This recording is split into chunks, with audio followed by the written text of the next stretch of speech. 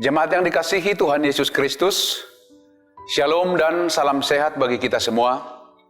Sebelum melakukan aktivitas hari ini, marilah kita terlebih dahulu mendengarkan firman kehidupan yang tertulis dalam kitab 1 Korintus 13 ayat 13. Demikianlah tinggal ketiga hal ini, yaitu iman, pengharapan, dan kasih.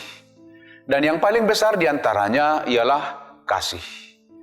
Tema firman kehidupan kita, hiduplah di dalam kasih Allah. Jemaat yang dikasihi oleh Tuhan, Tuhan menciptakan segala sesuatu dalam perbedaan. Dan setiap perbedaan Tuhan persatukan menjadi satu ikatan yang erat, supaya tidak terpisah. Ini kodrat yang sudah ditetapkan oleh Tuhan Allah. Sementara itu, jika kita perhatikan bahwa dalam setiap perbedaan cenderung akan menimbulkan pertengkaran, bahkan bisa berujung pada perpecahan. Dan itu adalah realitas yang tidak dibuat-buat. Perbedaan akan menimbulkan ketidakbaikan.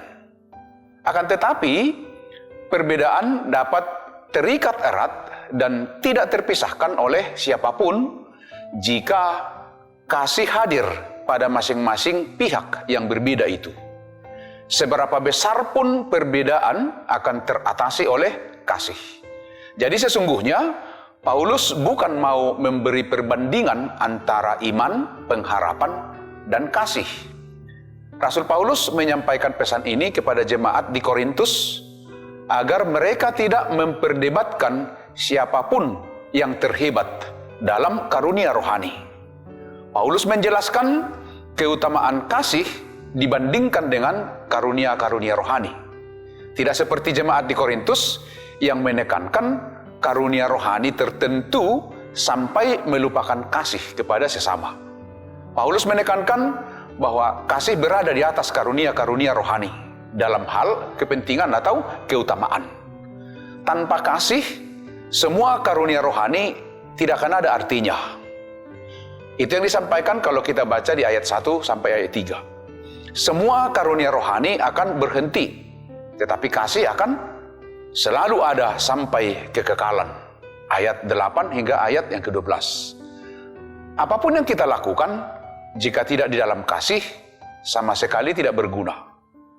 Kita diberi pemahaman bahwa kasih sejati bukan untuk memenuhi kepuasan diri, tetapi demi kebaikan bagi orang lain.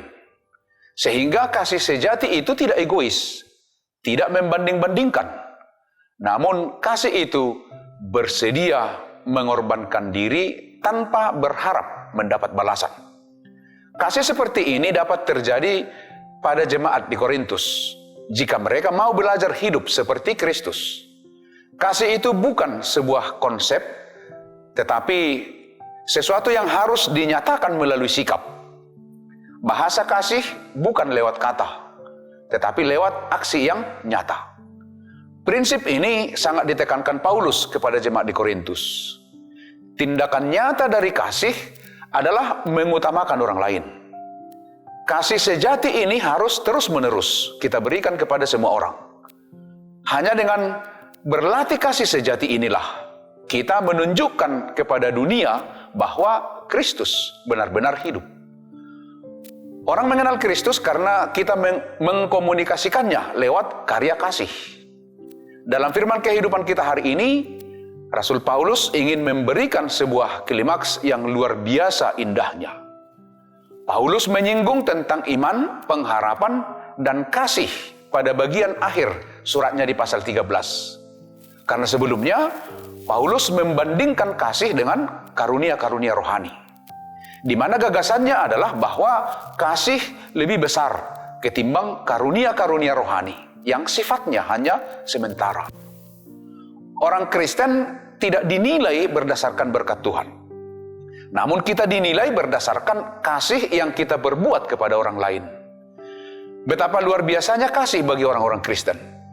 Jadi, hubungan antara iman, pengharapan, dan kasih sangat kompleks. Itu juga yang disaksikan oleh firman Tuhan dalam kitab 1 Petrus 4 ayat 8. Tetapi yang terutama, kasihilah sungguh-sungguh seorang akan yang lain, sebab kasih menutupi banyak sekali dosa. Keistimewaan kasih Allah yang membuat kita kembali menjadi anak-anak Allah. Itu yang dikatakan dalam Yohanes 3 ayat 16. Karena begitu besar kasih Allah akan dunia ini, sehingga Ia telah mengaruniakan anaknya yang tunggal, supaya setiap orang yang percaya kepadanya tidak binasa, melainkan beroleh hidup yang kekal. Demikianlah firman kehidupan kita hari ini. Selamat beraktivitas dan tetaplah semangat. Tuhan Yesus memberkati kita semua. Amin. Mari kita berdoa.